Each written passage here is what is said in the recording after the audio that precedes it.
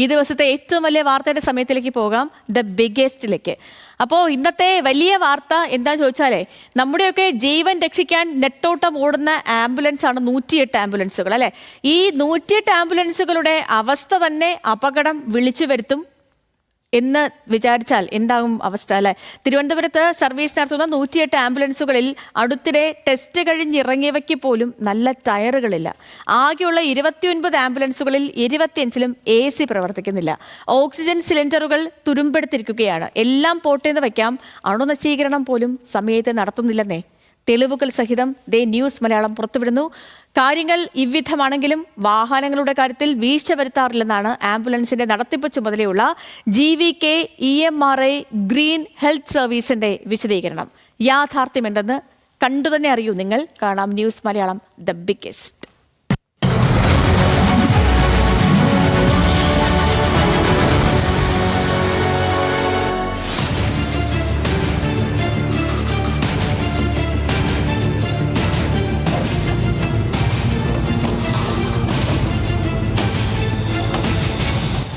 അടിയന്തര ഘട്ടങ്ങളിൽ രോഗിയുമായി ചീറിപ്പായുന്ന 108 ആംബുലൻസിന്റെ നേർചിത്രം.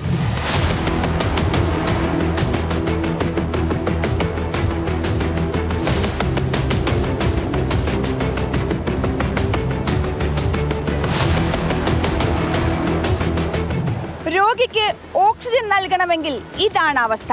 തുരുമ്പെടുത്ത ഓക്സിജൻ സിലിണ്ടറുകൾ മാനദണ്ഡങ്ങൾ പാലിക്കാതെ സൂക്ഷിച്ചിരിക്കുന്നതും കാണാം. മുൻപ് ഒരു വാഹനം സിലിണ്ടർ പൊട്ടിത്തെറിച്ച് അപകടമുണ്ടായി കത്തി നശിച്ചിരുന്നു. എന്നിട്ടും ഇതാണ് അവസ്ഥ.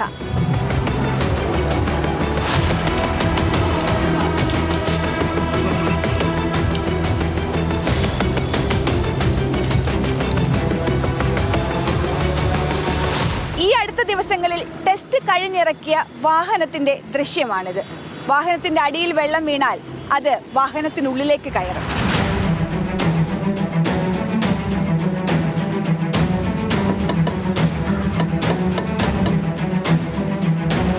തേഞ്ഞു തീർന്ന ടയറാണ് മിക്ക ആംബുലൻസുകളിലും. ഇതുമിട്ടാണ് രോഗിയുമായി ചീറിപ്പായുന്നത്. ഈ ടയറുമിട്ട് തന്നെയാണ് ടെസ്റ്റ് പാസ്സായത് എന്നും ഓർക്കണം. അപ്പോൾ അവിടെയും സഹായിക്കാൻ മോട്ടോർ വാഹന വകുപ്പിലെ ഉദ്യോഗസ്ഥർ ഉണ്ടായിരുന്നോ എന്നുള്ളതാണ് ഉയരുന്ന ചോദ്യം.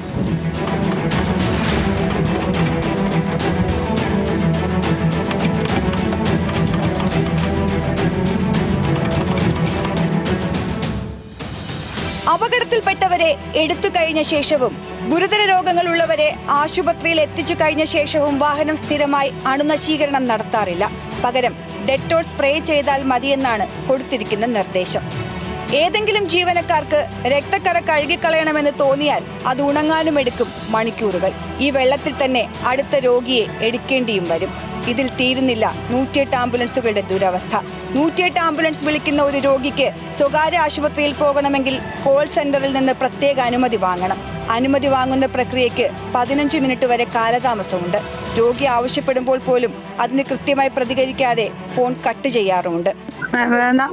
നമുക്ക് SP ബോഡി തന്നെ പോയേ പറ്റും. നിങ്ങൾക്ക് ഒട്ടും പറ്റൂല എന്നുണ്ട്, നിങ്ങൾക്ക് അത് തെറ്റിക്കാൻ പറ്റൂല എന്നുണ്ടെങ്കിൽ നമ്മൾ വേറെ എന്തെങ്കിലും കാര്യം നോക്കിക്കോളാം.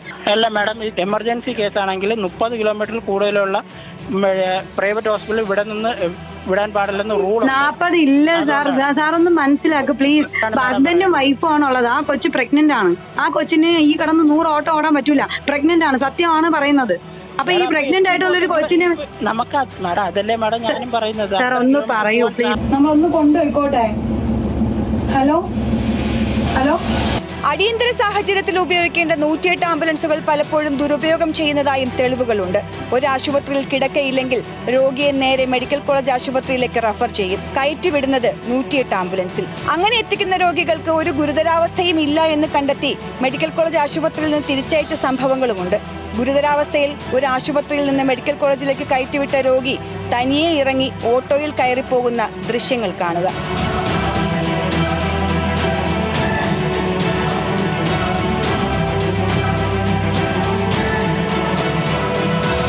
ചുരുക്കത്തിൽ ഓടിക്കിതച്ച് തളർന്ന അവസ്ഥയിലാണ് 108 ആംബുലൻസുകൾ. എന്നാൽ ഇതേക്കുറിച്ച് നടത്തിപ്പ് ചുമതലയുള്ള കമ്പനിയോട് ചോദിച്ചപ്പോൾ പറഞ്ഞ മറുപടി ഇങ്ങനെയാണ്: ജീവനക്കാർ പറയുന്ന കാര്യങ്ങളെല്ലാം ചെയ്തു കൊടുത്തിട്ടുണ്ട്.